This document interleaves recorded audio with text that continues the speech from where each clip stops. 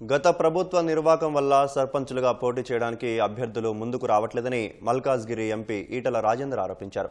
హుజూరాబాద్ నియోజకవర్గంలో పర్యటించిన ఆయన హనుమకొండ జిల్లా కమలాపూర్లో నియోజకవర్గ స్థాయి నాయకులతో స్థానిక సంస్థల ఎన్నికలపై చర్చించారు. గతంలో ఒక్కో గ్రామానికి సుమారు 10 నుంచి 20 మంది పోటీ పడేవారన్నారు.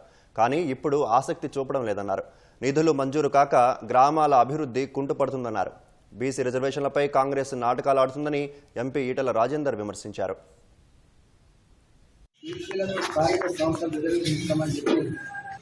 రకరకాల డ్రామాలు చివరికి మళ్ళీ ఇచ్చి ఎన్నికల నిర్వహణ కూడా 2 సంవత్సరాలు గడిచినప్పటికీ ఎన్నికల్లో వస్తే తెలిసినప్పటికీ కూడా పూర్తి స్థాయిలో అరేంజ్మెంట్స్ అక్కడ లేవు అని కాంగ్రెస్ అంటా ఉంటుంది. వార్డు మెంబర్లుగా సర్పంచ్లుగా నామినేషన్ చేసిన అభ్యర్థులకి వాళ్ళ కుల సర్టిఫికేట్ కానీ ఇతరత్ర సమాచారం కానీ అందుబాటులో పనిచేయట్లేదని చెప్పి సకాలంలో అందట్లేదు.